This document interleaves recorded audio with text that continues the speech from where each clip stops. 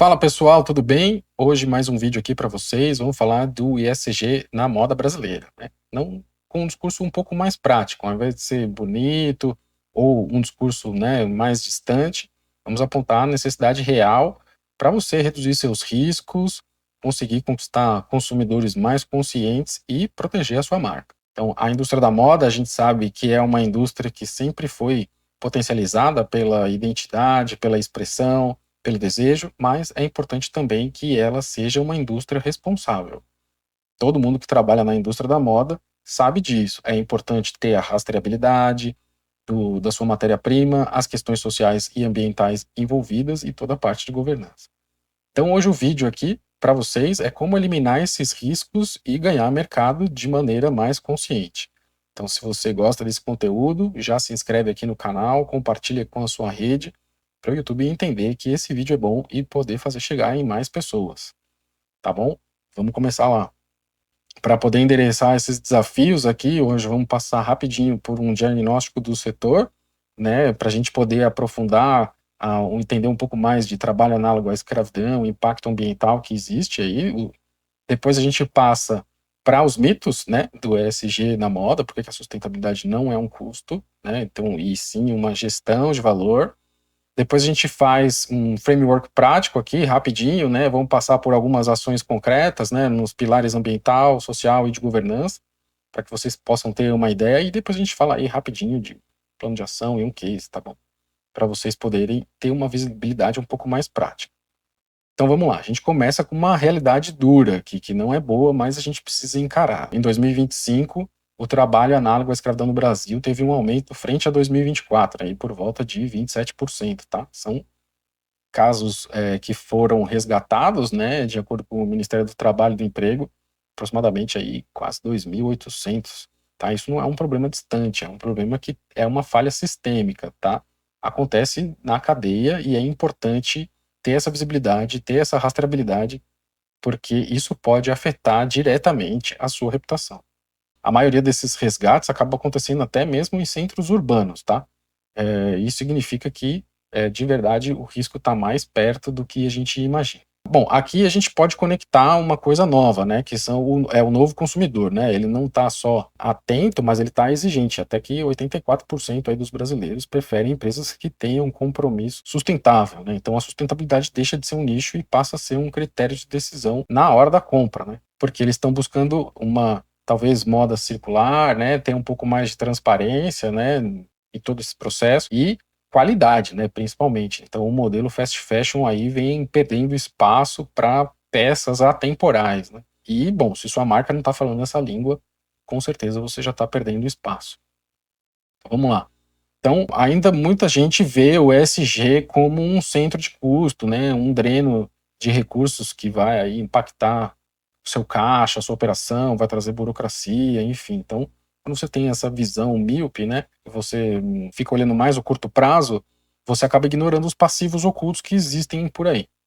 Então, qual que é a ideia? A verdade é que a transparência, né, e a sustentabilidade não vão só gerar valor, mas elas vão blindar o seu negócio, elas vão atrair clientes, elas vão reduzir riscos de multa, vão reduzir seus riscos socioambientais, e você já vai operar com margens maiores, né, porque você com menos riscos vai ter mais retorno. Então vamos lá, para alguns impactos ambientais ocultos que tem aí, né, na indústria da moda. Então o setor é um dos maiores emissores de gás aí de efeito estufa globalmente e supera até outros setores somados, tá? Uma outra coisa, poluição hídrica, né?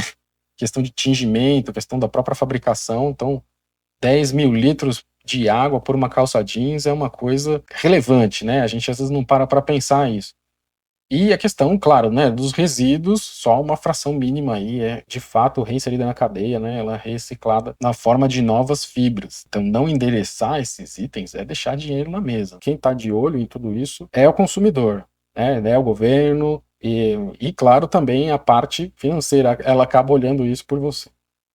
Então lá, tem a tecnologia, né, de fibra a fibra, que você consegue fazer uma reciclagem química e mecânica, né, e transformar a fibra em fibras que são de qualidade de fibra virgem, para você poder reinserir isso na cadeia, né, de algum jeito e ter aí uma meta net zero. Questão de 10.000 litros de água por calça jeans, puxa, isso é uma coisa que parece até um absurdo, né? E até um risco financeiro reputacional imenso, né? Eu não sou especialista em moda, não entendo do processo de produção, mas essa informação está aqui nessa fonte que eu trago aqui para vocês. Tá? Então, fora tingimento, fora outras coisas, né? Então, tecnologias para poder otimizar isso, né? De você fazer o tingimento a seco, trabalhar com sistemas de circuito fechado para poder reaproveitar a água e fazer outro tipo de acabamento, né? Então, implementar tecnologias assim acaba ajudando não só o meio ambiente, mas ela te traz vantagens competitivas. E gestão de resíduos, né? Então a gente sabe que bastante coisa hoje é enviada para aterros, né? Toneladas de sobras, cortes, tudo são descartados tudo de maneira irregular. E isso acaba gerando um impacto ambiental significativo, né? Além de correr risco de multas. Então, só 20% dos resíduos no Brasil são geridos, né, corretamente, mas é possível transformar isso, né, com um upcycle. Então, você pega um item e transforma ele num outro, né, um acessório, alguma outra coisa com valor agregado que você consiga é, reaproveitar, né? Então, desfibragem mecânica, por exemplo, né, criar novos fios, é uma coisa bem interessante e é uma solução bem inovadora. Vamos lá, então vamos continuar nossa jornada agora no pilar social, onde a rastreabilidade é a sua maior aliada, tá bom? Então vamos lá, na sua cadeia você vai ter três níveis, vamos dizer assim, né? Então o primeiro nível é a sua confecção direta, então todo o pessoal envolvido aí, você vai precisar focar na questão de jornada de trabalho, qualidade, né, segurança ocupacional das pessoas, regime trabalhista, para você ter essa cobertura bem feita no seu primeiro nível, né, na sua primeira camada.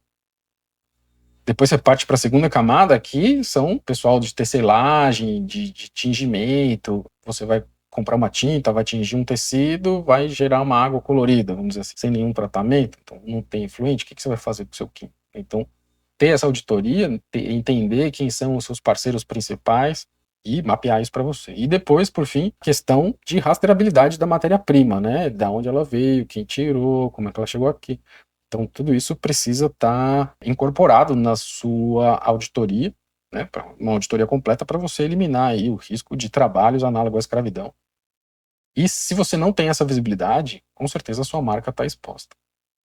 Tá? Então, diversidade na criação, não estamos falando só de uma meta social, ou de incluir esse, aquele grupo, ou por idade, ou por cor da pele, ou né, orientação sexual, enfim. A inovação na diversidade não passa só por aí, né? Mesmo se você colocar todo mundo com o mesmo tom de pele, o mesmo cor de olho, o mesmo cabelo numa sala, eles vão pensar iguais, né? Cada um tem uma origem, cada um tem uma bagagem e cada um tem um ponto de vista. Então, se você tem um processo de cocriação, você precisa de múltiplos pontos de vista para você sair com um resultado melhor. Então a diversidade ela é importante já desde aí, não só por uma questão de inclusão de outros grupos, mas para você ter uma vantagem competitiva, conseguir cobrir a maior parte dos pontos de vista, né, de uma equipe aí. Então você consegue ter inovação em modelagem, né, por exemplo, para diferentes corpos, você tem mais conexão com o público e você consegue atender, por exemplo, os novos segmentos que hoje são eventualmente ignorados, né, por alguns setores do mercado. Então isso aí é uma moda inclusiva. Então, bom, vamos lá. Pilar governança, o DNA da governança é o alicerce que vai sustentar o pilar social e ambiental, né? Então, a empresa existe sobre algumas determinadas regras, leis, né, que ela tem que cumprir. Então, existe uma governança para você garantir com que os seus processos, suas políticas internas atendam em toda a legislação, toda a regulamentação. Então, essa é a parte de governança. E ela vai ditar os seus processos sociais e ambientais, né? Então, a governança vai meio que mandar nos dois aí. Então, é importante você ter a rastreabilidade das fibras, né? Para você garantir todos os seus processos de produção. E por blockchain, você consegue monitorar isso em tempo real e acabar eliminando os pontos cegos que você tem na sua cadeia. E também a questão de transparência, né? De você colocar etiquetas inteligentes com QR codes e trazer essas informações para os consumidores sob a forma de relatórios, né? E evitando com que falsas informações, produto verde, sem nenhuma base, seja veiculado, né? O risco de greenwashing está aí. Bom, tudo isso acaba chegando num ponto crítico, né? Que acaba cobrindo o seu risco jurídico principal, né, que é a responsabilidade solidária. Então, no Brasil, você é responsável por todo mundo.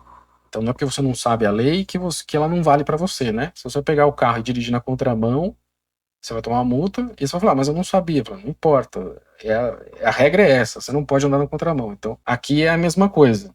No Brasil, as empresas são responsáveis por toda a cadeia. Então, você pode eventualmente correr o risco de ter multas pesadas, né? Se você não tem essa visibilidade, você pode ter risco de bloqueios de crédito, questão de danos reputacional. A alta liderança pode ser envolvida de maneira direta, né? Com pagamento de multa, prisão, eventualmente, enfim. A auditoria preventiva não é custo, ela é blindagem da sua marca. É uma blindagem jurídica e patrimonial, né? Da sua marca. Então, isso aqui é para você garantir que sua marca não seja arrastada aí por escândalos. Bom, então como vamos auditar esses fornecedores na prática, né? Não é uma questão mais de opção, é uma necessidade estratégica que você precisa ter e incorporar, porque a gente está falando de mitigar risco real. Então, primeira coisa, você mapear toda a sua cadeia, do Tier 1 ao Tier 3, e você mapear todo mundo e ver quais são os pontos cegos que você tem aí. Depois, você vai marcar de visitas, você vai fazer auditoria, você vai lá, você vai olhar o material que ele tem, né, quais são os processos, as condições de trabalho reais do dia a dia.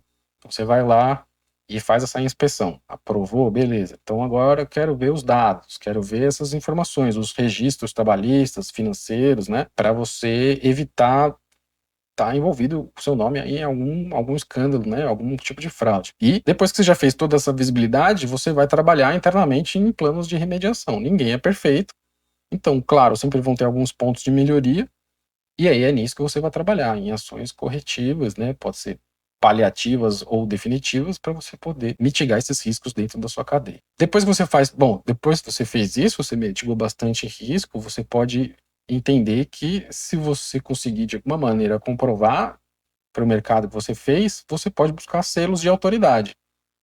Então, existem alguns, né? O B Corp, que é focado, ele vai auditar a governança, a parte de governança e a parte social dos trabalhadores, de toda a sua comunidade, né? Tem o GOTS, que é o Global Organic Textile Standard. É uma norma mundial para fibras orgânicas, para você conseguir garantir critérios sociais e ecológicos, né, de toda a sua cadeia. E no mercado brasileiro você tem o ABV-TEX, né, que é o passaporte aí do varejo brasileiro, que assegura que os seus fornecedores estão cumprindo normas sociais e normas rigorosas, né? Então, esses selos acabam trazendo aí uma prova concreta de que sua marca está na frente, né, e protege seu lucro e sua reputação.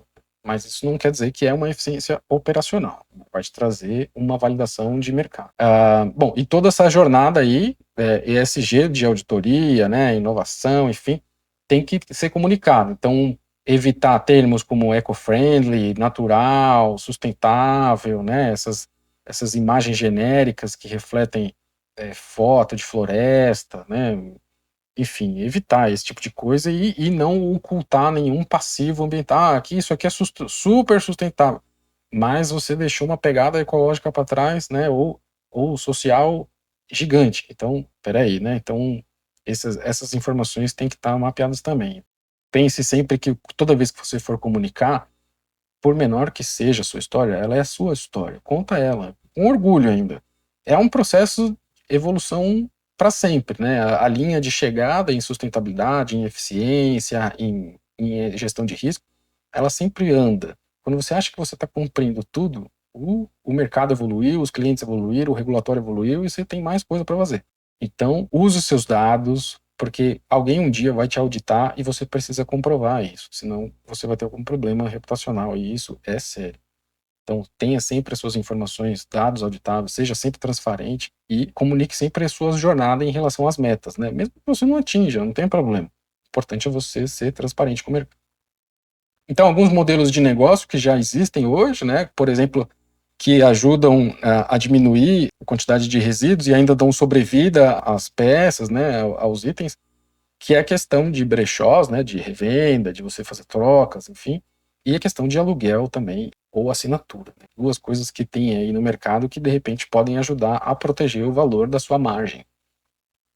A parte de logística reversa, né, então, por exemplo, o que as compras digitais trouxeram, né? Poxa, gera bastante embalagem, aí às vezes eu tenho que devolver, e nem é tão simples assim. Então tem aí um desafio no setor de redução de 40% do uso de plásticos, né, até 2030, principalmente no que está relacionado a embalagens, plásticos virgens. E, poxa, soluções de valor são, de repente, soluções reutilizáveis, né? Você recebe uma embalagem e você põe num ponto de coleta e devolve para que ela seja higienizada e reutilizada, né?